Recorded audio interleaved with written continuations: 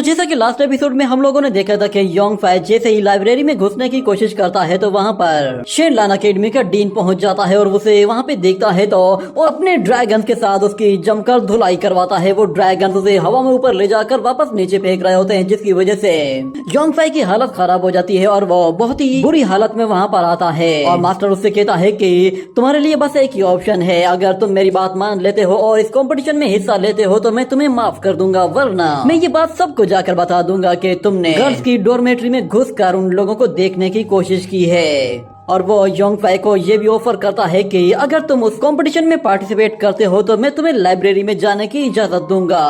ये सुनकर Yong phi मान जाता है और दूसरी तरफ हमें दिखाया गया था कि योंग फाई जैसे ही उस कंपटीशन में पार्टिसिपेट करने के लिए उस फॉरेस्ट में जाता है तो वहाँ पर मून किंगडम वर्शिप के वही तीनों वॉरियर्स आ जाते हैं जो कि उसे मारने की कोशिश करते हैं, मगर योंग फाई बहुत ही जल्दी उन लोगों को निपटा देता है। इतने में अचानक फिर वहाँ पर केविन जुओ आ जाता है जो कि उन लोगों के साथ मिला हुआ होता है और वो योंग फाई को पूरी तरह से फ्रीज कर देता है, मगर योंग फाई डोंग को वहाँ से उछालकर दूर फेंकता है और कहता है कि जल्दी से किसी को बुला कर लाओ। और फिर अगले सीन में हमें दिखाया जाता है कि डोंग वहाँ से बहुत ही दूर जा गिरता है, जिसकी वजह से उसे थोड़ी सी चोटें भी आती हैं, मगर उसके बावजूद भी वो जैसे तैसे करके खड़ा हो जाता है और कहता है कि योंग फाई खतरे में है, मुझे किसी को बुलाना चाहिए। ये कहते हुए वो जैसे जैसे आगे बढ़ने लगता है तो अचानक से वो वहीं पे ही रुक जाता है और कहता है ये मैं क्या कर रहा हूँ, मेरा दोस्त खतरे में है और मैं यहाँ से भाग रहा हूँ। आखिर मैं कैसा ड्रैगन हूँ जो कि अपने दोस्त को मुसीबत में छोड़कर भाग रहा हूँ। ये देखकर उसे बहुत ज्यादा गुस्सा भी आ रहा था, मगर वो बिल्कुल बेबस हो चुका था, जिसकी वजह से वो बहुत ज्यादा इमोशनल हो जाता है और कहता है कि मैं करूँ तो क्या करूँ। इतने में अचानक उसकी आंख से एक आंसू गिरता है, तो हम देखते हैं कि जमीन में थोड़ी सी एनर्जी फैल जाती है। और फिर डोंग कहता है कि ये सब क्या हो रहा है, मेरी आंखों में ये रेत कहाँ से आ गई। वो अपने आसपास देखता है तो अचानक उसके हाथ में एक छोटी सी एनर्जी बॉल आ जाती है और उसे याद आता है कि जब आओफेंग मून किंगडम वर्शिप के लोगों की वजह से मारा गया था तो उसने अपनी थोड़ी सी पावर डोंग को दे दी थी और उसने कहा था कि अब तुमने ही आगे योंग फाई को प्रोटेक्ट करना है। ये याद आने के बाद फिर डोंग कहता है कि आओफेंग ने हमारे लिए इतनी बड़ी कुर्बानी दी थी, मैं उसकी कुर्बानी को जाया जाने नहीं दूंगा, अब मैं खुद अपने दोस्त को प्रोटेक्ट करूंगा। ये कहते हुए अचानक से हमें उसके चारों तरफ एक पावरफुल येलो एनर्जी दिखाई देती है, जिसे वो फौरन से दो बड़े बड़े ड्रैगन विंग्स में कन्वर्ट कर देता है, जिन्हें देखकर डोंग को बहुत ज्यादा जोश आ जाता है और वो कहता है कि योंग फाई बस मेरा इंतजार करो, मैं आ रहा हूँ। ये कहते ही वो उन विंग्स के साथ बहुत ही फास्ट स्पीड के साथ उड़ते हुए योंग फाई की तरफ चला जाता है और दूसरी तरफ हमें योंग फाई को दिखाया जाता है जो कि अभी भी उसी आइस में पूरी तरह से जकड़ा हुआ होता है और वो सारे के सारे वॉरियर्स उस पर हमला करने के लिए आ रहे होते हैं। ये देखकर योंग फाई काफी ज्यादा घबरा जाता है, मगर फिर वो कहता है कि चाहे कुछ भी हो जाए मैं तुम लोगों के हाथों तो बिल्कुल भी नहीं मरने वाला। ये कहते ही वो अचानक से अपने स्पिरिचुअल हैंड्स का इस्तेमाल करते हुए वहाँ पे मौजूद स्पाइडर वेब को पकड़ते ही खुद को हवा में ऊपर खींचता है तो वो उस बर्फ को तोड़ते हुए बाहर निकल आ जाता है। मगर फिर वो पपेट वॉरियर जैसे उसे मारने के लिए आता है तो योंग फाई अपने सामने एक बैरियर बना देता है, मगर उसके बावजूद भी वो उस अटैक से टकराते ही नीचे जा गिरता है। ये अटैक इतना ज्यादा स्ट्रॉन्ग नहीं था, मगर योंग फाई अभी भी बिल्कुल बुरी सिचुएशन में था क्योंकि केविन जुओ उसकी बराबर का वॉरियर था। जिसके बाद केविन जुओ उससे कहता है कि तुम अपने अपोनेंट की एनर्जी को इस्तेमाल करके खुद को उनके जाल से बाहर निकाल रहे हो, सच में तुम्हारी दाद देनी पड़ेगी क्योंकि तुम्हारे जैसा वॉरियर मैंने पहले कभी भी नहीं देखा। मगर देखते हैं कि क्या तुम वाकई में कोई खास वॉरियर हो या नहीं, देखते हैं तुम कितनी देर तक टिक पाते हो। ये कहते ही वो अपने आइस ओरा से अटैक करता है तो वो आइस ओरा योंग फाई के सामने बहुत बड़े बड़े आइस स्टोन्स क्रिएट करता है, जिससे योंग फाई फौरन से खुद को बचाते हुए पीछे हट जाता है, मगर वो आइस एनर्जी फिर से उसे पकड़ लेती है और वो चारों तरफ से लॉक हो जाता है। और इतने में वो वॉरियर्स एक साथ ही उस पर टूट पड़ते हैं और योंग फाई को बिल्कुल भी बचने का टाइम नहीं मिलता, मगर अचानक से डोंग वहां पर पहुंच जाता है और वो योंग फाई के चारों तरफ एक बहुत बड़ा ड्रैगन बैरियर एक्टिवेट कर देता है, जिससे वो उन सारे वॉरियर्स को वापस से पीछे धकेल देता है। ये देखकर वो सब लोग बिल्कुल हैरान हो जाते हैं क्योंकि डोंग के पास अब बड़े विंग्स आ चुके होते हैं। जिसके बाद डोंग सब लोगों से कहता है कि तुम लोगों की इतनी हिम्मत, तुम लोग मेरे दोस्त को चोट पहुंचाओगे, अगर अगर तुम लोगों में हिम्मत है तो फिर मुझे क्रॉस करके दिखाओ। मगर इस तरफ योंगफाई उससे कहता है कि तुम वापस क्यों आ गए। तो फिर डोंग उसे कहता है कि मैं कोई धोखेबाज नहीं हूँ जो कि अपने दोस्त को अकेला छोड़कर भाग जाए। मैं अभी जिंदा हूँ तो तुम्हें ये हाथ भी नहीं लगा सकते। मगर इस तरफ केविन कहता है कि तुम्हारे जैसे बच्चे से निपटना कोई बड़ा मसला नहीं। ये कहते ही वो अपनी आइस क्यूब पावर का इस्तेमाल करता है। तो दूसरी तरफ डोंग अपने चारों तरफ एक बैरियर बनाने की कोशिश करता है, मगर इतने में वो आइस क्यूब उसे हिट कर जाते हैं और हमें दिखाया जाता है कि वहाँ पर हर जगह स्मोक ही स्मोक फैल जाती है और उस स्मोक के बीच में से हमें एक ड्रैगन की आवाज सुनाई देती है। और फिर डोंग कहता है कि चलो आज मैं तुम लोगों को दिखाता हूँ कि मैं क्या कर सकता हूँ, क्योंकि मैं एक 5th लेवल का होली ड्रैगन हूँ। तो उस ड्रैगन को देखते ही वो लड़की अपना हैमर लेकर उस पर हमला करने के लिए आती है और वो हैमर उसके सर पर दे मारती है, मगर उस ड्रैगन को इससे कोई भी खास फर्क नहीं पड़ता। उल्टा वो उस लड़की को भी दूर उछाल फेंकता है और हमें दिखाया जाता है कि वो ड्रैगन अब पूरी तरह से उनसे लड़ने के लिए तैयार था। और इस तरफ हमें दिखाया जाता है कि मून किंगडम वर्शिप के लोग एक साथ मिलकर अपना एक कंबाइन अटैक तैयार करने की कोशिश करते हैं। और वो पपेट कहता है कि मेरे लिए किसी ड्रैगन का शिकार करना कोई बड़ी बात नहीं। ये कहते ही वो फौरन से उस जायंट एनर्जी बॉल को जैसे ही डोंग की तरफ थ्रो करता है तो डोंग बहुत ही आसानी से उसे डॉज कर लेता है और बहुत ही जोर से धाड़ता है, जिससे वो लोग वहाँ से पीछे चले जाते हैं। और फिर डोंग योंगफाई की तरफ देखता है तो उससे कहता है कि तुमने देखा ना मैं कितना कमाल का हूँ। मगर योंगफाई कहता है जरा देखो वो लोग फिर से हमला कर रहे हैं। इस तरफ हमें दिखाया जाता है कि वो पपेट अपना पावरफुल अटैक करने वाला होता है, जो कि बहुत ही खतरनाक डिमोनिक अटैक था। मगर डोंग उस अटैक को डिस्ट्रॉय करते हुए उन सारे के सारे वॉरियर्स को भी उठाकर दूर फेंक देता है। ये देखकर योंगफाई उसे कहता है कि वेल डन डोंग, तुम तो अच्छा गए। मगर फिर दूसरी तरफ डोंग उससे कहता है कि मुझे बहुत ही भूख लगी है, इसलिए मैं और ज्यादा नहीं लड़ सकता, चलो यहाँ से भाग चलते हैं। ये कहने के बाद वो योंगफाई को लेकर फौरन से सीधा ऊपर आसमान की तरफ चला जाता है और वो नीचे खड़े हुए लोग उसे देख रहे होते हैं। मगर अचानक से केविन जू अपने चारों तरफ बहुत ही पावरफुल शील्ड एक्टिवेट कर लेता है, क्योंकि वो ड्रैगन वापस से तेजी से उनकी तरफ आ रहा था और उनके बिल्कुल पास से होके गुजरते हुए वो सीधा का सीधा दूसरी तरफ चला जाता है। और वो लोग खुद को बचाने के लिए अपने सामने बैरियर बनाए हुए होते हैं। मगर जब उन्हें वो ड्रैगन वहाँ से भागता हुआ दिखाई देता है तो वो लोग भी काफी सरप्राइज होते हैं कि ये क्या, ये तो भाग रहे हैं। मगर केविन कहता है कि बेवकूफ पीछा करो उनका। ये कहते ही वो सब के सब उनके पीछे पड़ जाते हैं। और इस तरफ हमें दिखाया जाता है कि डोंग योंगफाई को लेकर उड़ते हुए बहुत ही दूर निकल आया होता है और वो योंगफाई से कहता है कि तुमने देखा ना मैंने आज क्या किया है। तो योंगफाई कहता है कि हाँ मैंने देख लिया, मगर मैं ये जानना चाहता हूँ कि तुम भाग क्यों रहे हो, तुम तो वहाँ पर उनकी धुलाई कर रहे थे। तो डोंग कहता है कि तुम एक मर्तबा सोच कर देखो, खाली पेट अगर मैं उनसे लड़ता भी तो मैं ज्यादा देर तक फाइट नहीं कर पाता और फिर हमारी ही पिटाई होती तो इससे हमारी कितनी बेइज्जती होती। तो योंगफाई कहता है कि ठीक है, एक मर्तबा हम लोग घर चले जाएं तो मैं वहाँ पर तुम्हारे लिए ढेर सारी चिकन्स का बंदोबस्त कर दूंगा। और इस तरफ केविन जू अपने साथियों के साथ उनका पीछा करते करते एक जगह रुक जाता है, क्योंकि वो लोग देखते हैं कि वो ड्रैगन बहुत ही फास्ट स्पीड के साथ उड़ते हुए जा रहा है, तो उनका पीछा करना बिल्कुल बेकार है। और केविन कहता है कि वो लोग सीधा अपनी मौत की तरफ जा रहे हैं, जिस पर वो लोग केविन से पूछते हैं कि तुम्हारा कहने का क्या मतलब है। तो केविन कहता है कि वो लोग असल में एक अबेंडेंड एरिया की तरफ जा रहे हैं, वहाँ से कभी भी इंसान जिंदा वापस नहीं आता। मगर फिर ग्वान कहता है कि अच्छा तो फिर उस ट्रेजर का क्या होगा जो कि उस लड़के के पास है। तो फिर केविन जू कहता है कि मेरा उस ट्रेजर के साथ कोई लेना देना नहीं है, मैंने पहले ही मून किंगडम वर्शिप से वादा किया था कि मैं तुम लोगों की हेल्प करूंगा, तो मैंने तुम लोगों को शेनलान अकेडमी में इंटर करवा कर एक बहुत बड़ी फेवर दे दी है। अब मैं तुम्हें और ज्यादा फेवर्स नहीं दे सकता।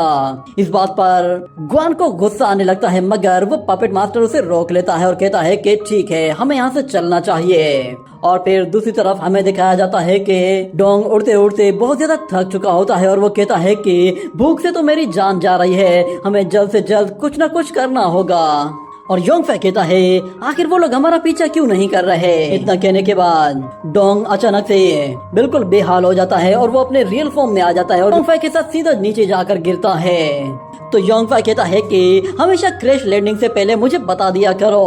तो दूसरी तरफ डोंग कहता है कि आज संडे था, आज भी तुमने मुझसे इतना काम करवाया है, तुम्हें इसके लिए मुझे रिफंड करना पड़ेगा। और इस वक्त तो मेरी हालत बहुत ही बुरी है क्योंकि मैंने कुछ खाया नहीं है और ऊपर से मैं बहुत ज्यादा थक चुका हूँ क्योंकि मेरी काफी एनर्जी कंज्यूम हो गई है। अब जब तक तुम मुझे कोई सी फूड नहीं ला कर देते तब तक मैं रिकवर नहीं कर पाऊंगा। ये कहते ही वो जैसे ही पलटता है तो सामने एक स्केलेटन पड़ा हुआ होता है जिसे देखते ही वो डर के मारे चौंक जाता है और फौरन से चिल्लाते हुए योंगफाई की तरफ चला जाता है। तो योंगफाई ये देखकर हैरान होता है कि वहाँ पर तो बहुत बड़े बड़े मॉन्स्टर्स की हड्डियों के ढांचे पड़े हुए हैं। इसे लग रहा था कि जैसे वो लोग मॉन्स्टर्स के किसी एंशिएंट कब्रिस्तान में आ गए हों। मगर इतने में अचानक वहाँ पर एक छोटा सा फ्लावर निकलता है जो कि देखने में काफी खूबसूरत होता है। तो उसे देखते ही डोंग उसकी तरफ फौरन से चला आता है और वो कहता है कि ये फ्लावर देखो, ये कितना खूबसूरत है, उम्मीद है कि ये खाने में भी काफी टेस्टी होगा। ये कहते ही वो उसकी तरफ जैसे ही हाथ आगे बढ़ाने लगता है तो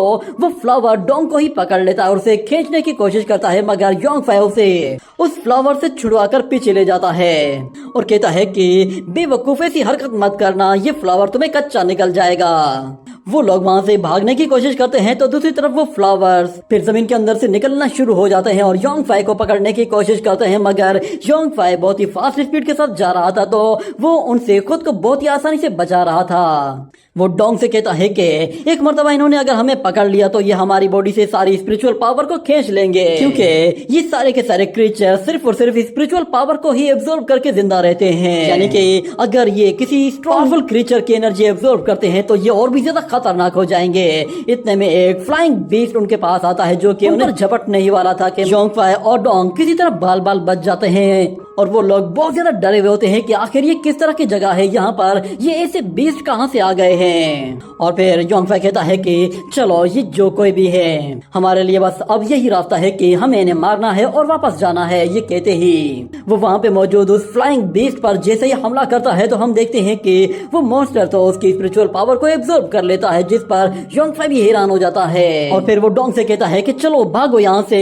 ये कहते ही वो लोग फिर से वहाँ से भागना शुरू कर देते हैं और योंगफाई जाते जाते कहता है कि यहाँ पर कोई ना कोई ऐसी चीज मौजूद है जो कि इन बीस्ट को अट्रैक्ट कर रही है। वो लोग एक ब्रिज के बिल्कुल पास आकर खड़े हो जाते हैं और उसके दूसरी तरफ एक गहरी खाई होती है और दूसरी तरफ उन्हें दिखाई देता है एक पैलेस जो कि बहुत ही अजीब तरह का बना हुआ था।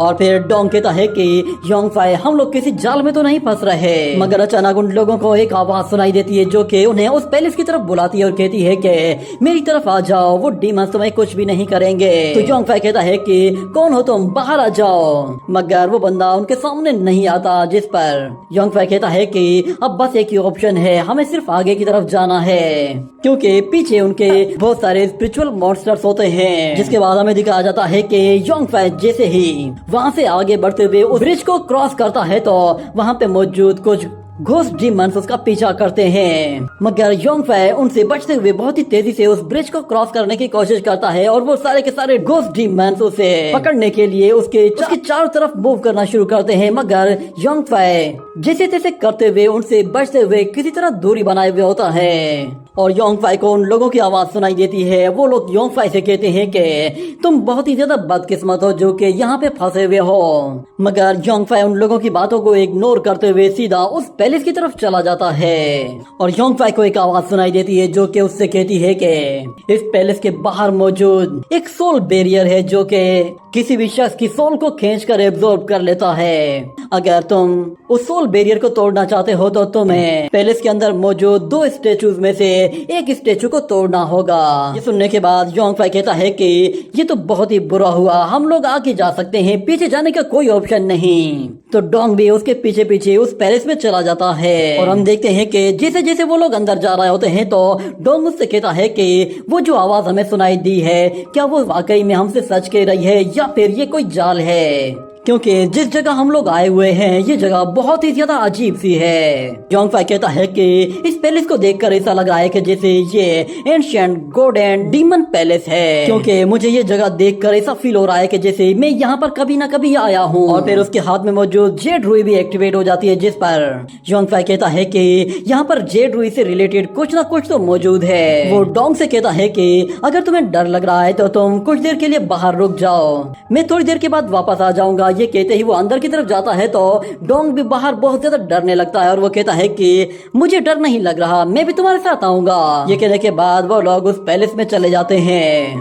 और फिर हमें बाहर किसी की आवाज सुनाई देती है जो कि योंगफाई और डोंग पर नजर रख रहा था। वो कहता है कि इन्हें बेवकूफ बनाना तो सच में बहुत ही आसान था। ये कहते हुए वो बंदा वापस से छुप जाता है और इस तरफ हमें योंगफाई और डोंग को दिखाया जाता है जो कि उस पैलेस के अंदर जाते हैं तो वो लोग देखते हैं कि वहाँ पर अभी भी आग जल रही है और उन्हें वहाँ पर कोई और बंदा दिखाई नहीं दे रहा। इतने में डोंग कहता है कि योंगफाई वो आवाज हमें कौन से स्टैचू के बारे में कह रही थी, क्योंकि यहाँ पर तो दो अलग अलग स्टैचूज हैं। तो योंगफाई उन स्टैचूज की तरफ देखता है, उनमें से एक स्टैचू उसी गॉड का था जिसे योंगफाई ने अपने ड्रीम में देखा था और उस गॉड के स्टैचू में से अचानक से एक एनर्जी निकलती है जो कि सीधा योंगफाई से आकर टकराती है। इस एनर्जी से योंगफाई थोड़ा सा हर्ट होता है मगर वो कहता है कि आखिर ये क्या था, ये हल्की सी एनर्जी इतनी ज्यादा पावरफुल थी।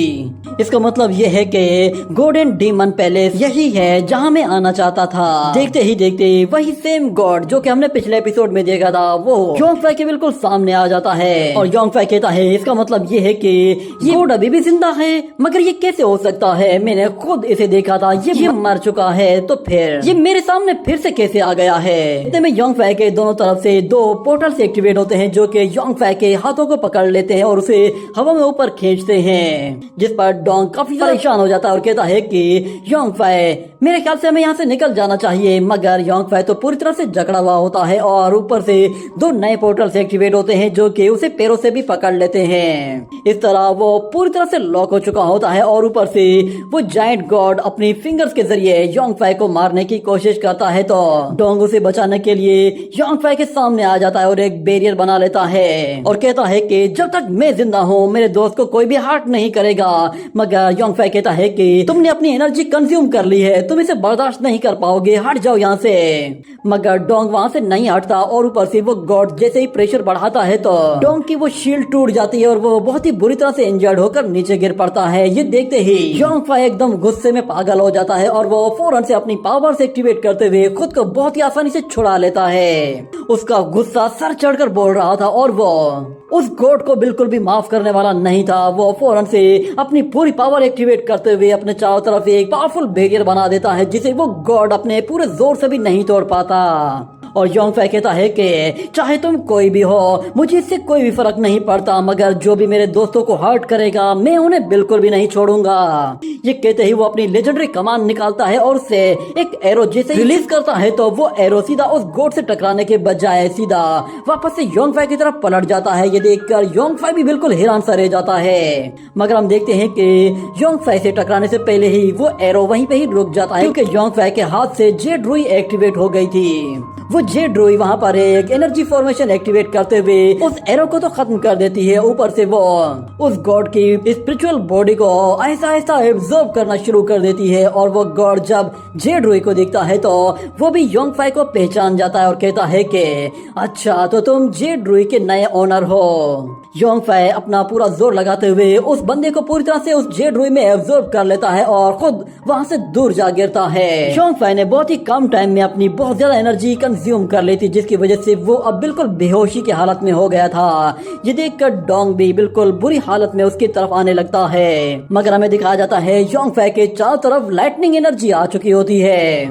और डोंग जैसे ही उसके करीब आता है तो डोंग को एक जोर का झटका लगता है जिससे वो और भी ज्यादा इंजर्ड हो जाता है और बेहोश होने लगता है। जिस पर योंगफाई उसे देखता है तो वो उसे आवाज देता है, मगर वो खुद भी बहुत ही बुरी तरह से इंजर्ड हो चुका था तो वो खुद उसकी मदद करने के लिए खड़ा भी नहीं हो पाता। उल्टा जैसे जैसे उसकी आंख बंद होने लगती है तो वो डोंग के पीछे किसी को देखता है, वहाँ से एक ओल्ड मैन निकलकर बाहर आ रहा था। उसे देखने के बाद योंगफाई अपनी आंखें बंद कर लेता है और उसी के साथ ये एपिसोड यहीं पर ही एंड हो जाता है।